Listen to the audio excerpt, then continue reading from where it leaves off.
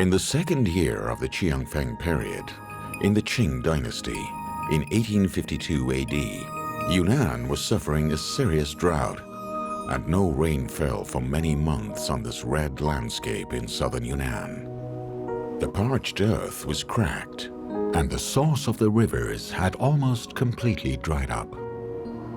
All around, the people eagerly prayed for rain.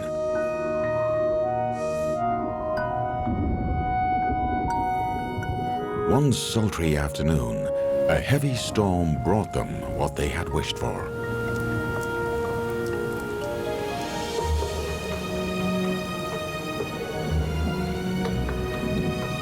The courtyard of Deng Erheng, the governor of Qicheng, resounded to loud cheers.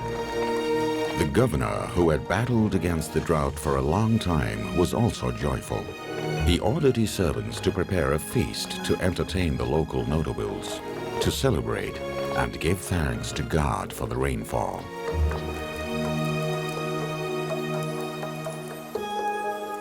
Deng Erheng had been transferred from Chenchao in Hunan to Yunnan some 2 years earlier, and had quickly become very fond of Yunnan cuisine.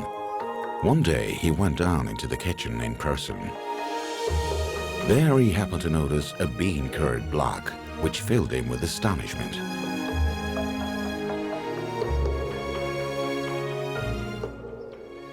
Deng Erheng could never have expected that, rather than being in official service for years, a little piece of bean curd could have placed his name in the history books forever.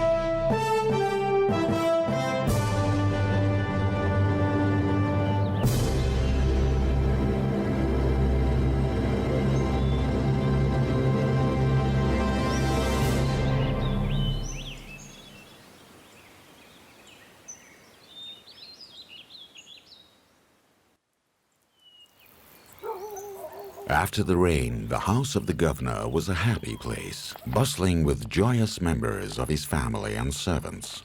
The governor was especially happy because he, having little knowledge of literature and a great love of calligraphy, had found some traces of writing on the bean curd.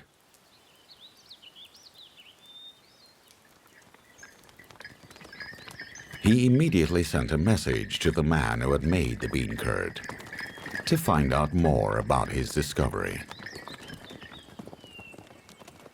This family, who had been making bean curd for many generations, lived in the south of Qicheng City, about 10 kilometers away from the governor's mansion. Because of their reputation for bean curd making for many generations, they'd been selected as an exclusive bean curd supplier for the governor's mansion. During the time of the Qing dynasty, this area was called Jiang of Hu State, today's Yuzhou town in Qilin District, Qicheng City. When the government official arrived at the bean curd workshop, he found that the bean curd was being pressed on a large stone slab, which was densely covered with walnut-sized characters.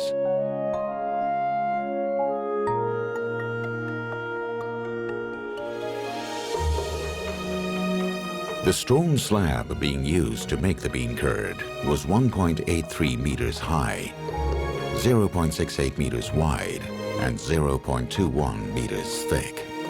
The writing that the governor had noticed had come from this stone slab.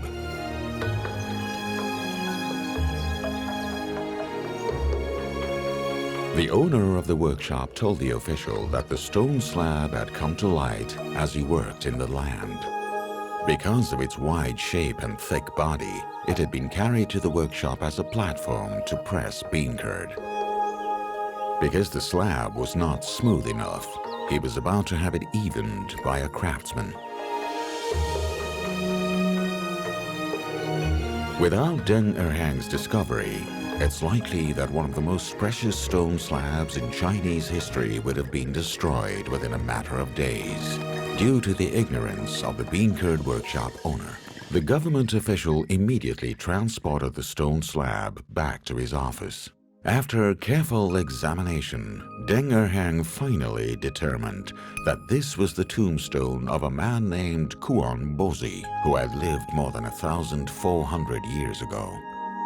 Because the tablet was smooth and beautifully carved, Deng Erhang took a liking to it. Then he wrote a memo on the tablet to record its discovery and how it came to be moved.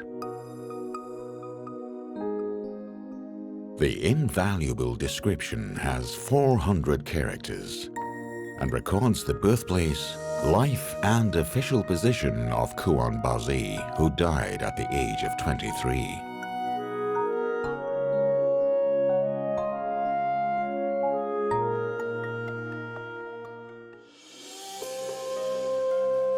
Academically, the tablet has both artistic and historical value. The tablet of Kuan Bazi was erected in 405 AD, and the calligraphy shifts from official to regular script. It gives vital clues to the evolution of Chinese calligraphy. A few years after the discovery of the Kuan Bazi tablet, an even larger tombstone was found in a small village, some 30 kilometers away from the Chicheng government office. This stone is known today in calligraphy circles as the tablet of Kuan Longyan. Because of its small size, the Kuan Bazi tablet is known by academics today as the Small Kuan. The tablet of Kuan Longyan is very tall and big, and so has become known as the Big Kuan. The two tablets together are known as the Two Kuan. According to the inscription on the tablet of Kuan Longyan, the owner of the tomb had died at the age of 61, and the stone was erected in 458 AD, 53 years after the tablet of Kuan Bazi. Thanks to the inscription on those two tablets, we can today chart the important history of the rise and fall of the Kuan family in Yunnan.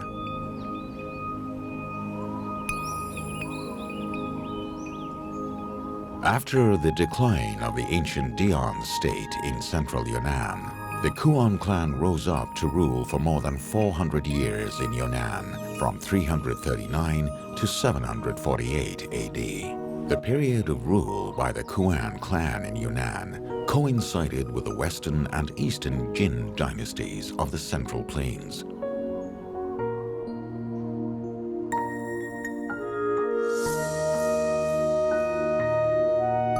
Due to the cultural influence of the Central Plains on the Yunnan area, the Kuan family learned and absorbed a great deal of essence from the Central Plains culture under the guidance and advocacy of a group of learned scholars, and then developed a glittering 400-year culture of their own. Many tribes and families came under the command of the Kuan family, forming a power structure that combined clan and politics in one.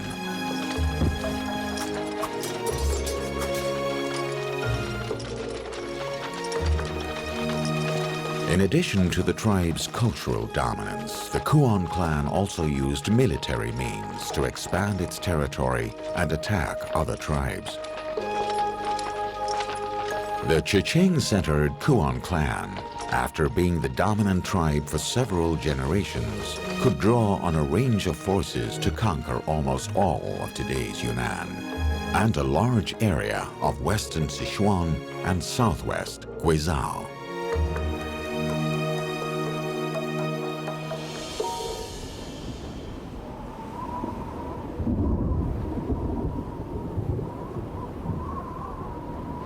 Along with its culture and traditions, the family of Kuan rapidly disappeared into the mists of history.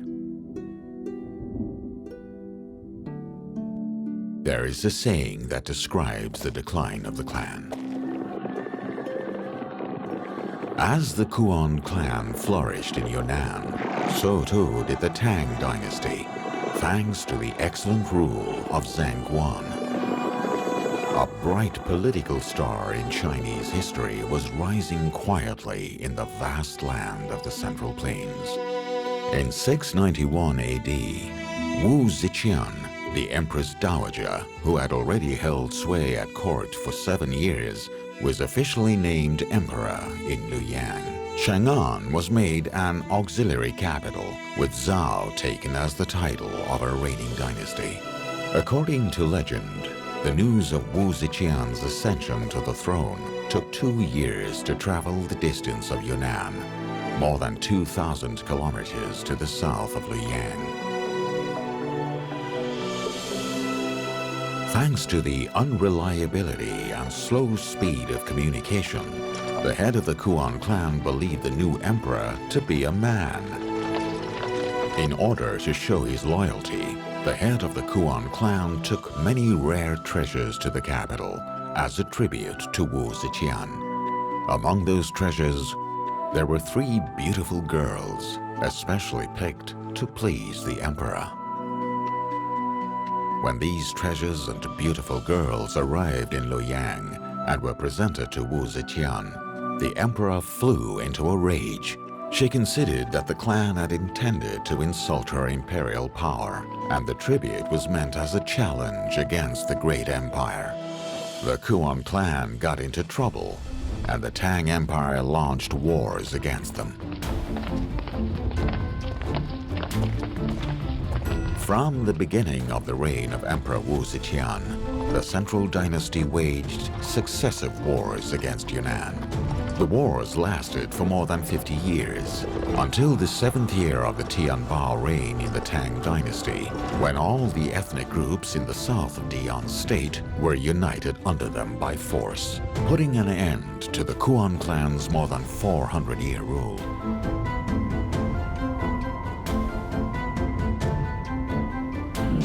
Today's Jiang city, located in the northeast of Yunnan province, is adjacent to Guizhou province in the east and the Guangxi Zhuang Autonomous Region, next to the Wenshan Prefecture and Hanghe Prefecture in the south, and connects Kunming City in the west and Zhaotang City and Beji City of Guizhou province in the north. Its special geographical position has made Jiang a place for war and business since ancient times. With an important strategic position, it is the meeting point of the cultures of the 3 provinces of Yunnan, Guizhou, and Sichuan. In a place 7 or 8 kilometers away from the east of Fuyuan County, east of Jiang, there is a ridge over 100 kilometers long, spanning from north to south, called Laohe Mountain. Here on the low-lying Laohe Mountain, there is a huge groove. In ancient times, there was a postal road leading to Guizhou through this pass. Yunnan people have always called this the Victory Pass. The Victory Pass is the only way from Yunnan to Guizhou and marks a change in climate. In Guizhou, it is cloudy, wet and rainy all year round, while in Yunnan, it is dry and sunny.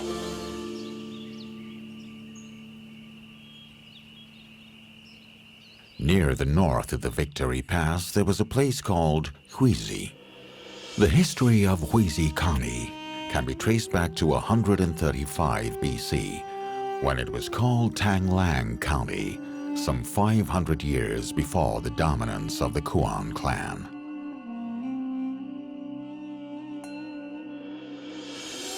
In 1727, the 5th year of the Yongzheng reign, in the Qing dynasty, it was officially established as Huizi County and put under the jurisdiction of Yunnan. Huizi County has come to take on a beautiful and profound meaning. Tang Jiao, who was born in Huizi in the late Qing dynasty, served as governor of Yunnan for 14 years in the early Republic of China and founded the private Donglu University, the predecessor of today's Yunnan University. He once combined the name of Huizi with the Sun Yat-sen School of Thought and built the Huizi Academy and Zigong Hall in the campus of Yunnan University. The motto of Yunnan University is derived from this: benefit all with knowledge and bring equality to the world.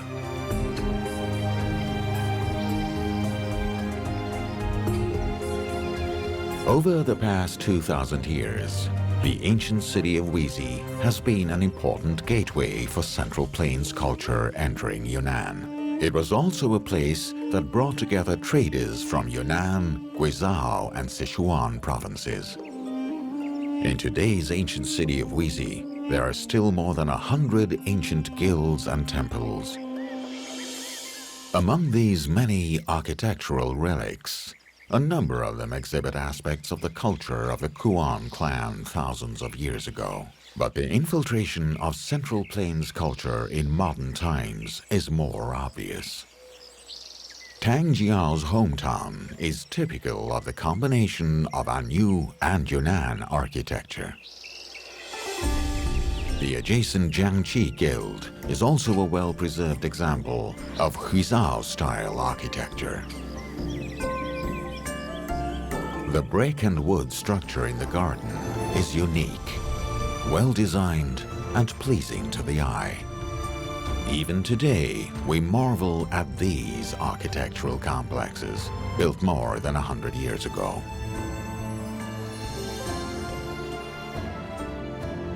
Hundreds of years ago, the classical architectural style that evolved from the Central Plains affected Yunnan considerably. Over many years, officials, gentry, and merchants commissioned civil works, competing to build houses and courtyards, giving birth to a vast variety of Huizhou architectural styles.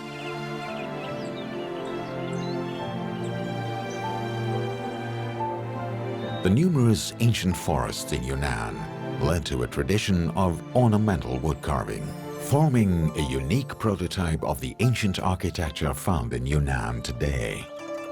It has influenced the architectural styles of Yunnan for hundreds of years. Today's Yunnan is one of the best preserved areas of China's old Huizhou architectural style, outside of Anyu. Today, with a flourishing tourism industry in Yunnan, it is these excellent, exquisite buildings that support half of Yunnan's cultural tourism. In 1954, the central government set aside a number of areas in Huizi County, Yunnan Province, to establish the Yunnan Donchuan mining area. By 1958, Donchuan was formally established as a municipal-level city, which was directly under the jurisdiction of Yunnan Province, becoming the smallest municipal-level city in the country. The central government chose Donchuan city mainly due to the rich copper deposits found there. The four counties with Donchuan as the center are an important copper mining area in China. For 2,000 years, from the reign of Emperor Wudi in the Han Dynasty to the Qing Dynasty, Huizi has been an important base for mining and coin-making in the Central Plain Dynasty. In the reigns of Jiang and Xiangfeng during the Qing Dynasty, more than 8,000 tons of crude copper was produced in Donchuan, and more than 100,000 miners worked there. Some 70% of the copper coins of the whole Qing Dynasty were made of metal mined from Donchuan. In 1956, Donchuan Copper Mine was designated as one of the 156 key projects in the country. In the past 50 years, it has produced more than 480,000 tons of copper concentrate for the country. At the beginning of this century, Donchuan became China's first city removed due to depletion of mine. It was downgraded from a municipal-level city into a district under the jurisdiction of Kunming.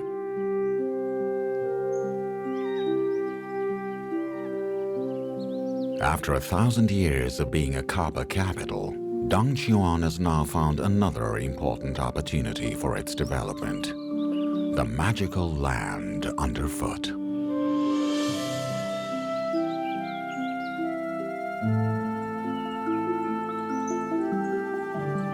These days, Donchuan has become famous for its three major treasures: its red earth, cross-country racing cars, and Zhang Fengyi.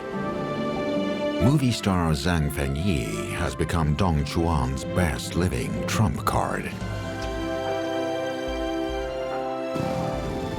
In recent years, numerous cross-country enthusiasts have found their paradise in Jiangjiagao, Bianigao, and other muddy creeks in Donchuan. These places attract cross-country enthusiasts from across the world. The International Donchuan Debris Rally has become a world-class event, which has been held annually for several years in a row.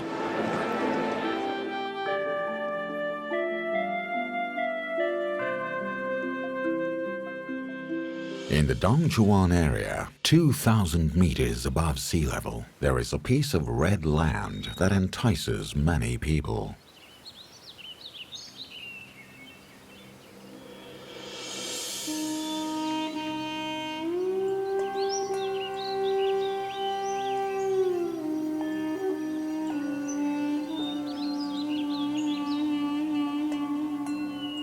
Dazzling beauty of the red earth sums up fertility and passion in the eyes of countless travelers, in the lenses of photographers, and under the brushes of painters.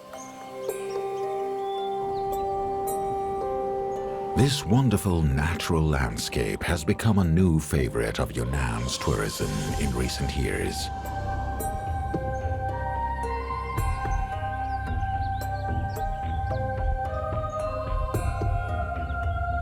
The beauty of Yunnan is truly diverse. The phrase "colorful Yunnan" refers not only to the skies over Yunnan, but also includes the land of Yunnan. The countless natural landscapes beneath the clouds are varied and colorful. In Laoping, a few kilometers to the southeast of Donchuan, there is a vast wilderness where hundreds of miles of yellow flowers create a golden and boundless canvas. In the first month of the lunar year, rapeseed flowers carpet the earth in a sea of gold. With an area of 133 square kilometers, this is an important rapeseed production base in southwest China. Villagers plant rapeseed not only because of the economic value of the crop, but also for the ornamental beauty of the flowers.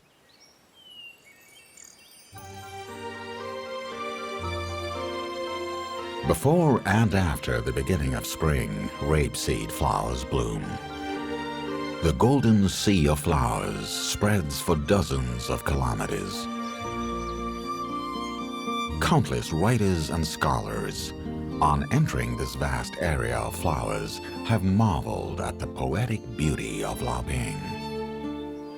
A bird's eye view shows villages and stockades dotted among the sea of flowers, and karst rocks and peaks standing strong and firm. This is a simple and uninhibited tranquil beauty.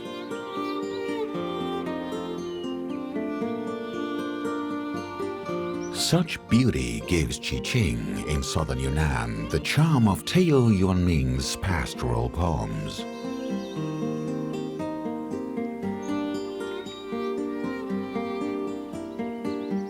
Luping is located at the junction of Yunnan, Guizhou and Guangxi provinces. The Dewey River, crossed by the Luping Dam, has become a special link connecting the three provinces. The Dewey River runs through this beautiful land. Due to its large drop, there are more than 30 waterfalls in just 12 kilometers.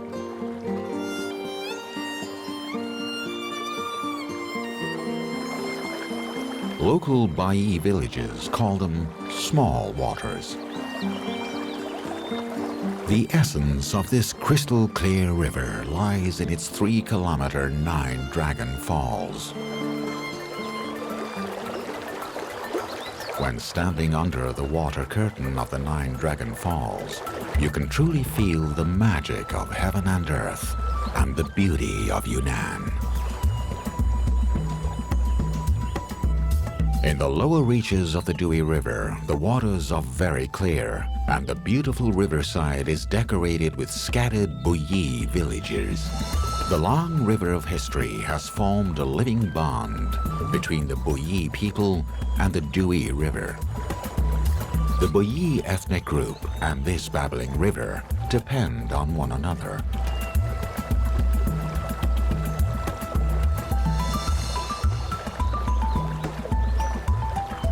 This perfect way of harmonious coexistence between nature and human beings is a poetic picture of the unity of heaven and man on this land.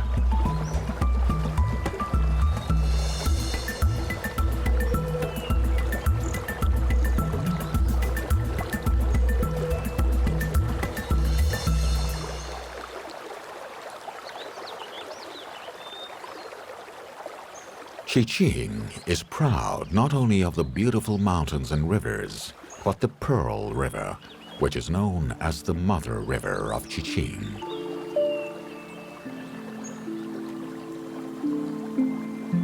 This river, which irrigates and nurtures countless lives of Guangdong and Guangxi, starts here, flows to the land south of the Five Ridges, and eventually rushes towards the sea.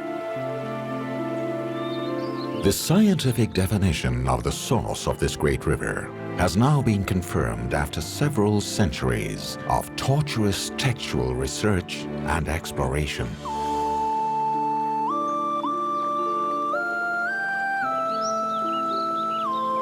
On the Yunnan Guizhou Plateau, which was formed 3 million years ago, there are mountain ranges of various directions, distributed with all kinds of rock formations and pitted by various kinds of karst caves. Underground rivers are hidden in these complex mountains. The record of unification, written in the reign of Jiang in the Ming Dynasty, has wrongfully identified the source of the Pearl River as the Dehi Mountain in Panjian County, Guizhou Province. After Chu Chiaki twice visited Yunnan and surveyed Zanyi, he questioned the source of the Pearl River, defined in the records. He believed that the South Panjian River in Qiqing should be regarded as the main courseway of the Pearl River. while the South Panjian River originated in the Jiashui Haizi, which is the territory of Yongfang Township in Zanyi County today. Although there are a number of flaws in Chuchiake's inference of the origin of the South Panjian River, his suggestion that it was the source of the Pearl River was very close to the truth. In 1952, 350 years after Chuchiake put forward this argument, the Minister of Water Resources of China began to examine the source of the Pearl River. In 1979, the Ministry of Water Resources of China established the Pearl River Water Conservancy Commission. After careful examination, it formally determined that the source of the Pearl River is in the foothills of Panjian Mountain in today's Zanyi County, Qingying, Yunnan province. This was the point at which the source of the Pearl River was officially identified.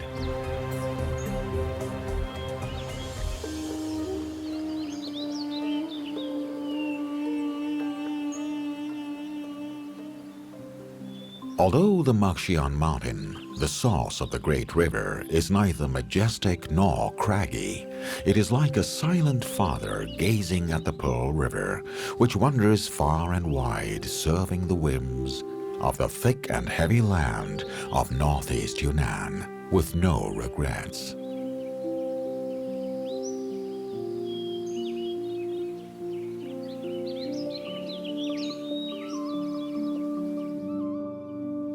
When the spring winds blow on the Yunnan Guizhou Plateau in March, people feel inspired to go on a spring outing on the Panjian Mountain and can't help but admire the beautiful scenery. People listen attentively to the chirps of countless birds and appreciate the graceful romance of the azaleas.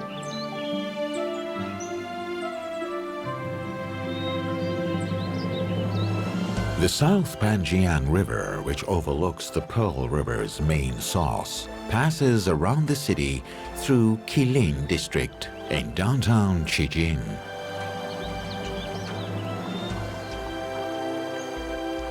There is no doubt that the beautiful South Panjian River has given a unique landmark to Jiang, the second largest city in Yunnan.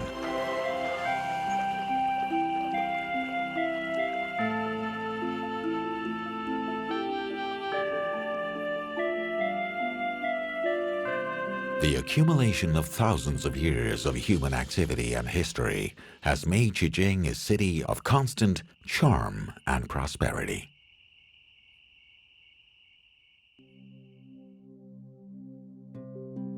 Jiang, located on the northeastern Yunnan plateau, has been an important channel connecting the Central Plains and Yunnan.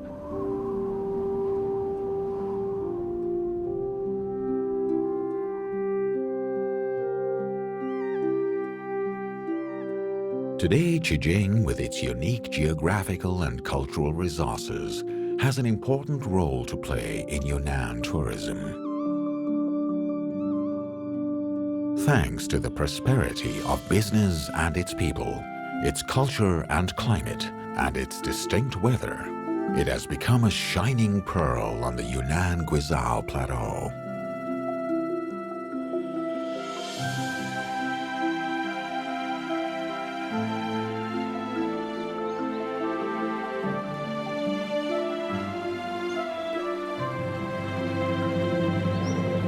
Standing on the Panjian Mountain, you can overlook the South Panjian River, the source of the Pearl River. It twists and turns, becoming wider and wider as it rushes to the sea.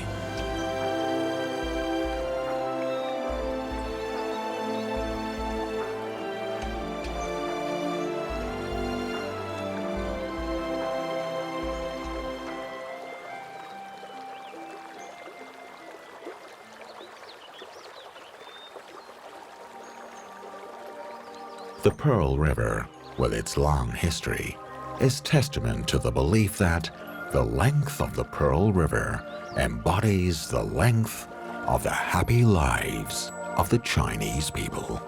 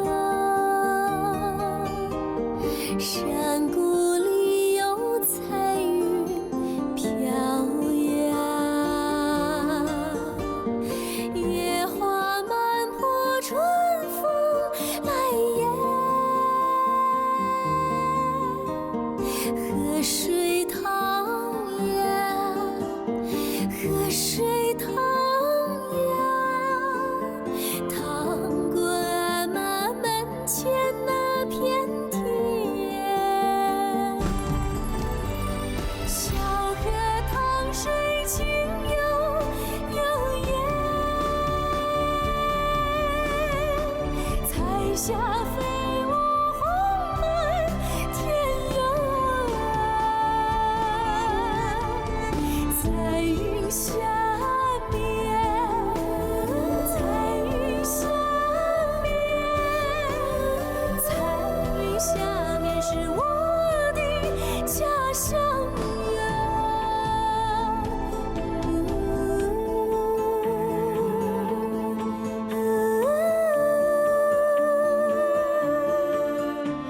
山下小河滩，